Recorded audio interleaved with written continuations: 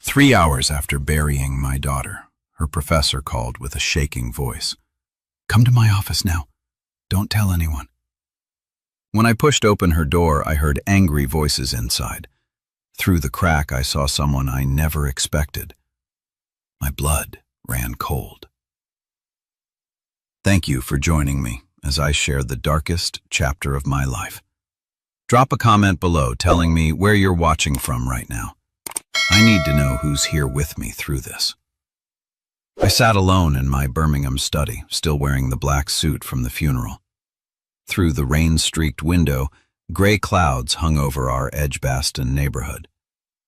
My youngest daughter, Emma, had been 21, brilliant, gone in days. The doctors said sudden kidney failure, rare, unexplainable. A healthy young woman vanished in 72 hours. My wife, Rebecca, died 4 years ago. Now Emma. Our 3-bedroom house felt like a tomb. "Dad?" Victoria's voice drifted from downstairs. My eldest daughter had stayed close since Emma's death. "You need anything?" I couldn't answer.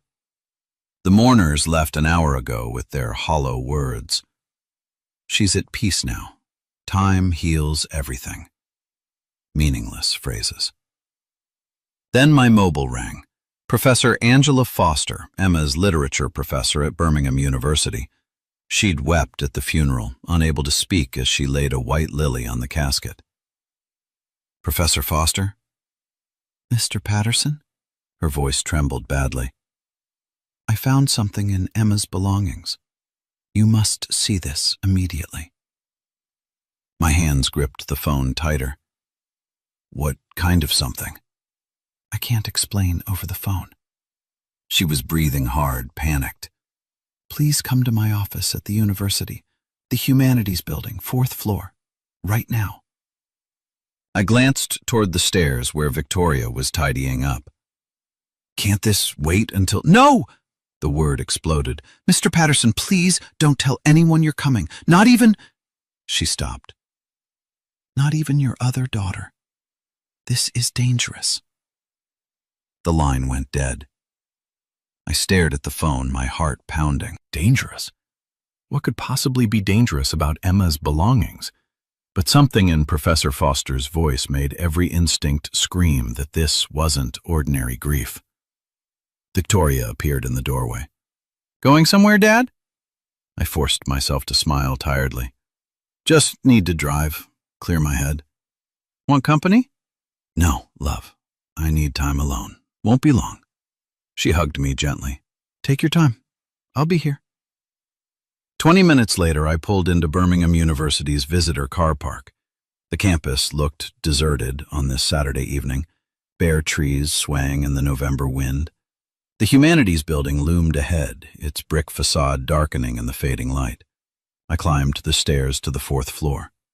Professor Foster's office sat at the corridor's end. I'd visited once before when Emma declared her major in English literature. Now, approaching that door left slightly open with light spilling out, I heard voices. "I told you to leave this alone," a woman's voice hissed, low and threatening. "Give it to me right now." "Please, this isn't—" Professor Foster's voice, terrified. "I said, give it to me." I moved closer, pulse racing. Through the gap, I glimpsed Professor Foster backed against her desk, hands raised defensively. Her face was chalk white, eyes wide with terror, and standing before her, holding what looked like a small blue notebook, was Victoria. My eldest daughter, who should have been home making tea. Instead, she was here, threatening Emma's professor. I didn't think. I pushed the door wide. The hinges creaked loudly. Victoria spun around, her expression shifting from fury to forced surprise in seconds. "Dad!" Victoria's voice turned gentle instantly. "What are you doing here?" For a moment, I couldn't speak. My daughter stood there, Emma's blue notebook gripped tightly in her hand, her face arranged into perfect concern. Behind her, Professor Foster pressed against the desk, fingers trembling. I could ask you the same, I said finally. You told me you'd be home. Victoria glanced at the notebook, then at me, softening her expression apologetically. I couldn't just sit around, Dad. I needed to collect Emma's things before the university throws everything out. I didn't want her work lost. She gestured toward Professor Foster. She's helping me gather her assignments. Professor Foster nodded too quickly, desperately. Her eyes found mine, silently screaming for help. Every instinct warned me something was terribly wrong. But Victoria's words sounded reasonable, caring. The responsible older sister, handling details I supposedly couldn't bear. That's thoughtful, I managed. Victoria stepped toward me, placing a steady hand on my shoulder. Let's go home, Dad. You shouldn't be driving around tonight. I'll follow you back. She turned to the professor with a warm smile. Thank you for everything. I'll return Monday for the rest. Professor Foster nodded again, her face deathly pale. As Victoria guided me toward the door, the professor's hand moved quickly. Something small and white slipped into my coat pocket. When I turned back, our eyes met one last time. Her lips shaped a single, silent word. Run. Outside, Victoria walked me to my car. Her sleek silver Ford sat 4 spaces away. See you at home, she said, pulling me into a hug. Drive safely, Dad. She drove off first. Only when her taillights vanished did I reach into my pocket. A torn piece of paper, handwriting shaky. Notebook. Her room. Under pillow. Run. My fingers trembled as I climbed into my car.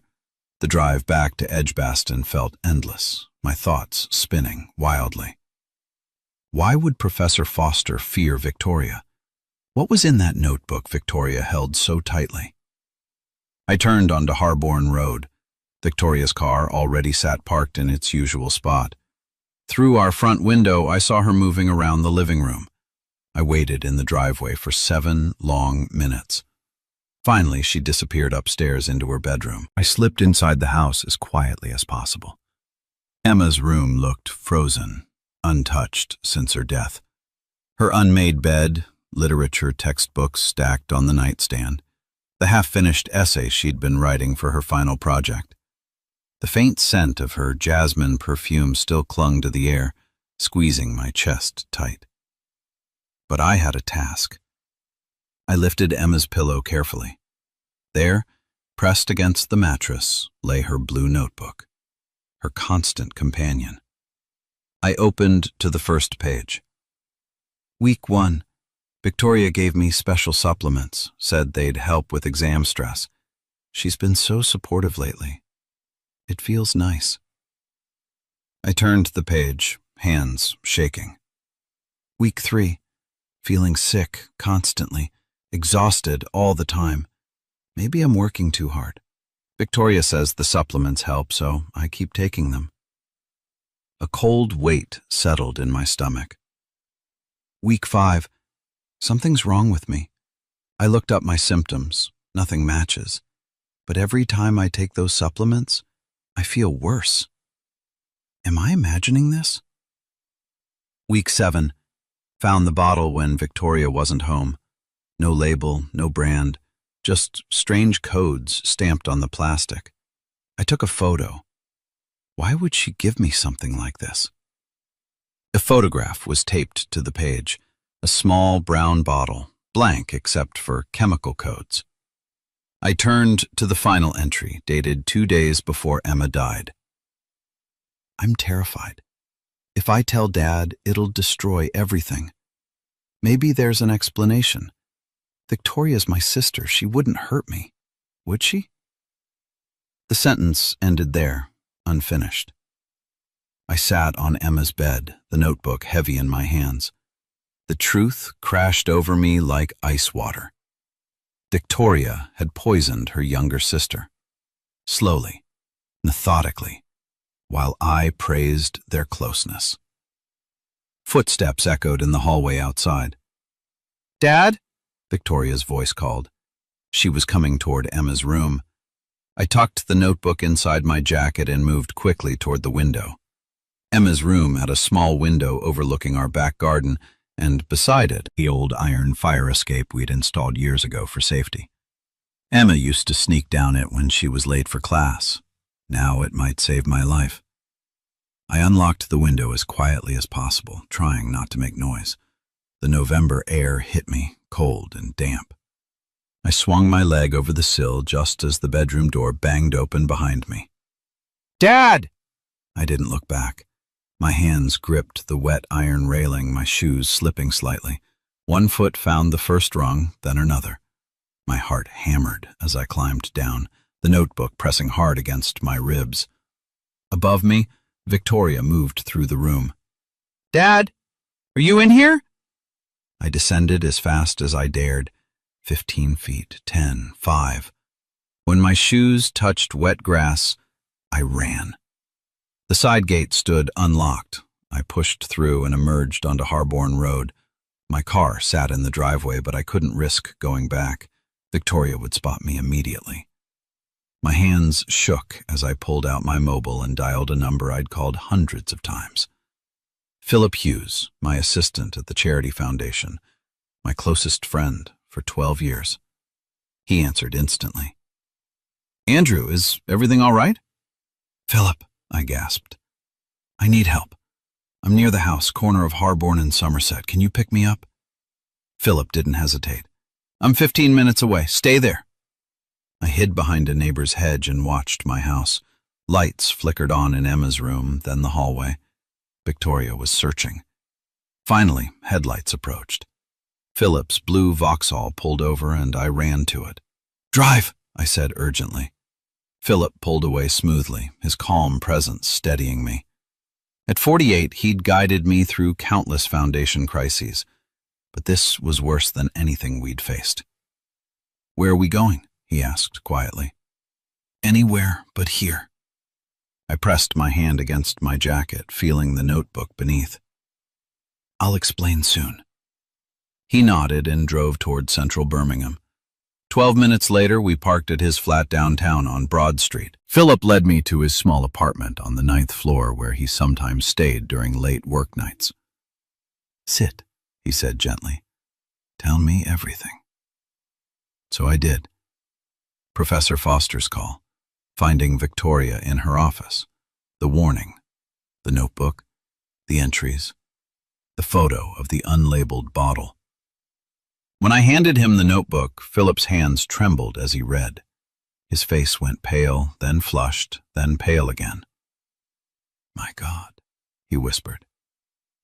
Victoria did this. She killed Emma.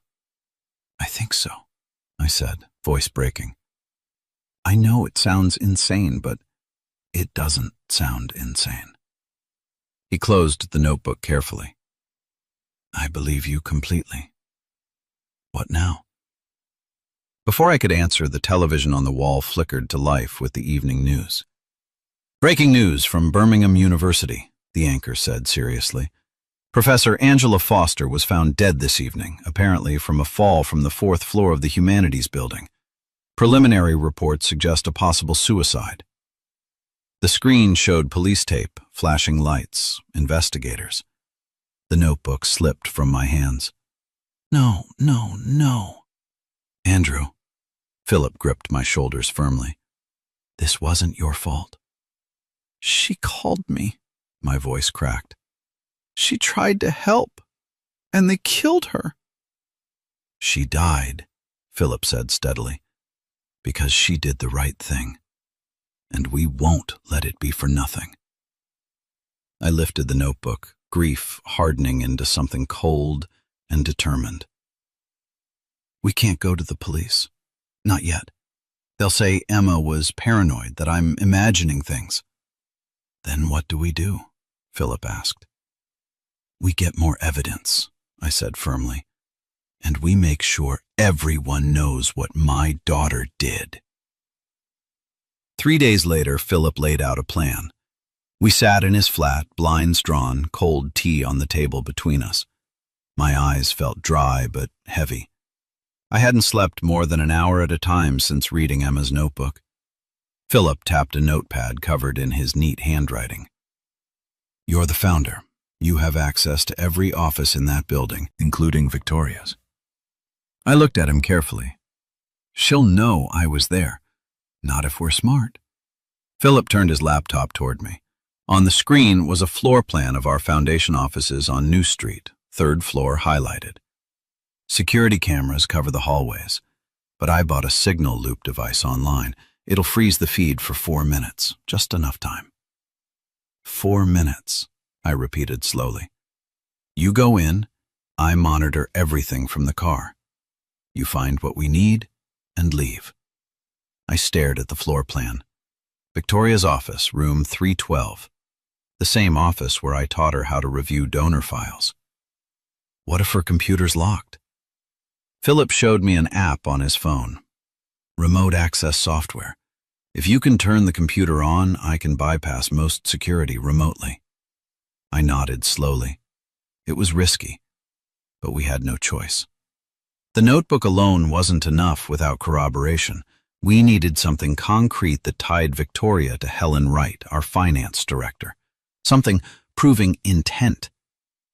"Tonight," Philip said quietly. 1 in the morning. Minimal security. No one on the executive floor. The drive to New Street was silent. Philip parked 3 blocks away, engine idling. I wore gloves, a dark jacket. My hands shook as I pulled the building key from my wallet. 4 minutes, Philip reminded me, eyes on his tablet. Starting now. I walked through the side entrance, took the service lift to 3. The hallway stood empty, sterile, under harsh lights. I moved quickly to room 312, slid my master key into the lock, and stepped inside. Victoria's office smelled like lavender and coffee. I sat at her desk, powered on her computer. The screen blinked to life, requesting a password. My chest tightened. I tried the obvious ones, her birthday, Rebecca's name. Nothing worked. Then, almost instinctively, I typed April to 10 to 3. Emma's birthday, April 10th, 2003. The screen unlocked immediately. A bitter, sick irony. "I'm in," I whispered into the phone. "Good. Look for a folder labeled Private or something similar." I scanned the desktop frantically. There it was. Private, locked with encryption. "Found it. It's protected. Give me 12 seconds. I held the phone up to the monitor. Philip's app flashed. The folder blinked, then opened. Inside were emails, dozens of them. I clicked the most recent thread. My blood turned to ice. From Victoria Patterson to Helen Wright.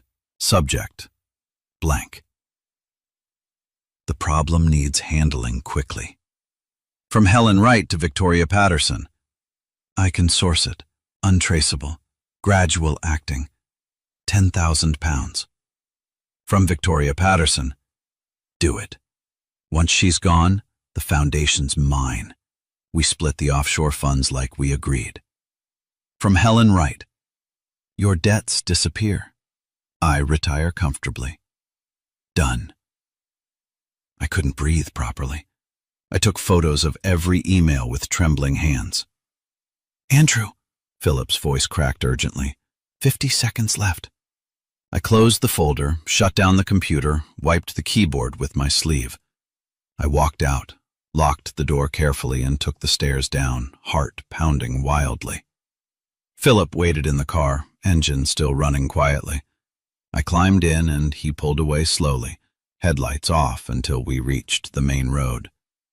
I showed him the photos. He read them silently, jaw tight with anger. "We have proof," I said hoarsely. "But we need more.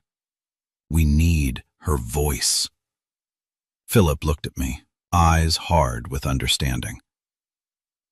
"Then we go back tomorrow." The next afternoon, I returned openly to the office. I took a taxi from Philip's flat. My car still sat parked outside our house on Harborne Road, untouched since I'd fled days ago. I couldn't go back yet. Not while Victoria lived there. I walked into our foundation building like I had countless times before, nodded at security, took the executive lift to 3. A few staff members greeted me sympathetically. Quiet condolences. I returned them with tight nods. Thank you. Just catching up on work. No one questioned it. I was Andrew Patterson, founder. This was my building. Victoria's office stood empty. Her secretary told me she was meeting donors across town, wouldn't return until evening. Perfect. I stepped inside, closed the door softly. From my jacket pocket, I pulled the tiny recording device Philip ordered online. Wireless, voice-activated, 50-foot range. I crouched beneath Victoria's desk and pressed it into the shadowed corner where wood met metal. Invisible unless you knew it was there. Then I stood, smoothed my coat, and walked out calmly. By 4 o'clock that evening, I was back at Philip's flat. He handed me his phone, the listening app already open. It's live, he said quietly. I sat on the sofa, phone in hand, and waited. At 4:18, Victoria's voice crackled through the speaker. Helen, it's me. I froze completely. What's wrong? Helen Wright's voice sounded clipped, cautious. Dad's starting to ask questions. He went to the university the other day. Stay calm. The professor's suicide closed that door. There's no evidence left. We need to move the offshore funds faster. 2 weeks, Helen said firmly. You'll be announced as director at the gala. After that, we transfer everything and disappear quietly. Silence. Then Victoria's voice again, lower, bitter. I should have done this years ago. She was always Dad's favorite. Emma this, Emma that. Well, not anymore. I stopped breathing. Philip reached over and paused the recording carefully. Andrew, play it again, I whispered. She did. She was always Dad's favorite. Well, not anymore. I heard it clearly in her voice. Not regret, not guilt. Satisfaction. Philip turned off the app. The room fell silent except for distant traffic. We have enough, Philip said quietly. The notebook, the emails, this recording. We can go to the police now. I looked at him steadily. My hands were calm now, my voice too. No, Philip. I want the world to see it. I want her to fall publicly, not in some private interrogation room, not in some quiet plea deal behind closed doors. I stood firmly. I want her destroyed where everyone can witness it. Philip studied me for a long moment, then nodded slowly. The Foundation Gala, next Saturday, Hilton Birmingham Metropole. 400 guests, donors, board members, press. Exactly, I said. I paced the small flat. We'll prepare a presentation, video, audio, evidence. I'll contact our technical team. Tell them I'm giving a tribute to Emma. They won't question it. And Detective Morris? Philip asked carefully. You reach out quietly. Tell him to be there. Tell him we have something he needs to see urgently. Philip picked up his phone, already typing. 8 days to prepare. 8 days, I repeated. I walked to the window, looked out over Birmingham's skyline. Somewhere out there, Victoria sat in her office, confident, untouchable, planning her promotion. She had no idea. In 8 days, she'd stand on that stage accepting her new role. And I'd make sure the entire world saw exactly who my daughter really was. Not the victim. The killer. The ballroom at Hilton Birmingham Metropole glittered with the city's elite. Crystal chandeliers cast shifting shadows across polished marble as 300 guests mingled beneath vaulted ceilings. The air hummed with expensive perfume, champagne, and the low murmur of wealthy people making connections. This was our foundation's annual gala, where Birmingham's most influential gathered to celebrate philanthropy. Tonight's purpose was significant, officially announcing Victoria Patterson as the new executive director of Patterson Family Foundation, one of the Midlands' premier charitable organizations. Backstage, Victoria adjusted her elegant navy dress. The mirror reflected a woman at her peak, polished, confident, ready to inherit her father's legacy. When the host called her name, she stepped onto the stage to warm applause. "Good evening," Victoria began, gripping the podium confidently. "To continue my father's extraordinary work is both a professional honor and a sacred family duty." She paused, letting the room absorb her words. "My late sister Emma would have been proud. She believed literature could transform lives." Her voice cracked just slightly. "This foundation is built on family values, integrity, and the dreams we pass forward." Applause swelled naturally. Cameras flashed brightly. Victoria basked in the admiration. Then the stage lights shut off completely. 4 seconds of total darkness. Confused murmurs rippled through the crowd. When the lights returned, a figure stood beside Victoria. Andrew Patterson. Gasps swept the ballroom instantly. I wore a simple black suit, my face drawn but resolute, eyes blazing with grief and fury. I looked like a father risen from mourning. "Mr. Patterson," a guest called out, "we didn't expect you tonight." "You're supposed to be grieving," someone whispered loudly. Victoria's face turned white as paper. "Dad, what are you doing here?" I approached the microphone, my voice cutting through the murmur cleanly. "I'm here to tell the truth about my daughter's death." Silence crashed over the room like a wave. From the control booth, Philip pressed a button firmly. The massive rear screen flickered on brightly. Pages from a blue notebook appeared, Emma's handwriting growing increasingly frantic. Entries described fear, confusion, mysterious supplements. Photos of unmarked bottles with chemical codes filled the screen completely. Then came the emails. White text on black background. Source the substance. Untraceable. £10,000. Once she's gone, foundation's mine. Split offshore funds. Shocked whispers erupted immediately. Phones rose to record everything. Then the audio played clearly through speakers. The ballroom exploded into chaos instantly. Reporters surged forward urgently. Donors stood in disbelief. Board members stared at Victoria with horror. Victoria spun toward Helen Wright, seated in the second row. "You told me this was foolproof," she hissed desperately. Helen stood abruptly, defensive. "Don't you dare pin this on me. You poisoned your own sister." "You provided the substance," Victoria shot back loudly. "You wanted the money." "I wanted?" Helen thundered. "You had £70,000 in gambling debts. I only helped for my cut." The two women, dressed in elegant gowns, hurled accusations while cameras flashed like lightning. I stood still at the microphone, watching them unravel completely. When I finally spoke, my quiet voice carried everywhere.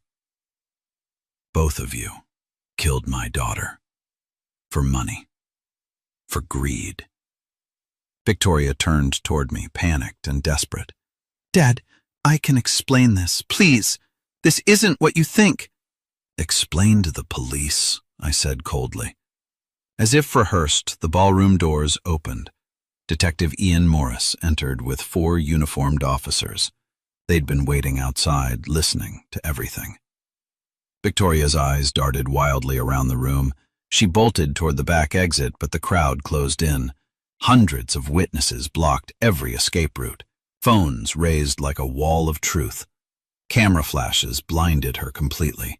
She stumbled badly, covering her face, but there was nowhere left to hide. Before 300 people, under Birmingham's brightest lights, everything she'd done was finally revealed. If this story has moved you, please take a moment to like this video and share it with someone who needs to hear it. Your support means everything. They arrested both Victoria and Helen that night. The evidence was overwhelming, irrefutable. Detective Morris had everything recorded from outside the ballroom doors. Within hours, footage from the gala went viral everywhere. Twitter, Facebook, YouTube. Headlines exploded across news sites.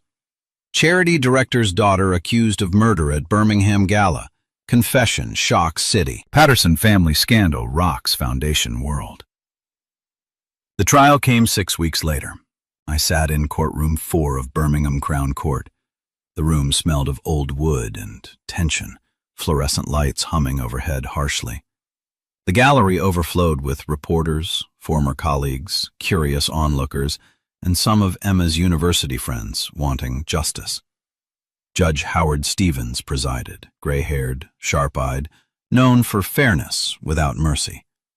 Even he seemed affected by the gravity of what Victoria and Helen had done.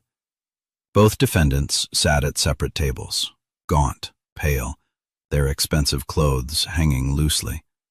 Victoria stared forward, jaw locked tight. Helen stared at her hands, hollow and defeated. Prosecutor Monica Price rose firmly. Your Honor, the evidence is overwhelming. The victim's notebook documents her symptoms and suspicions clearly. Emails show payment discussions for acquiring poison and splitting embezzled funds. Recorded conversations reveal their conspiracy explicitly. Most damning, we have their public confessions witnessed by Detective Morris and 300 guests. Defense attorneys argued entrapment, that grief drove me to manufacture evidence, that doubt remained. Judge Stevens responded crisply. The confession was voluntary, obtained with police present. The evidence stands completely. Witnesses followed. Emma's flatmate testified with a trembling voice. Emma told me Victoria was being unusually nice, bringing her supplements, checking constantly. She felt something was off. She never imagined this. Then our accountant testified about suspicious transfers.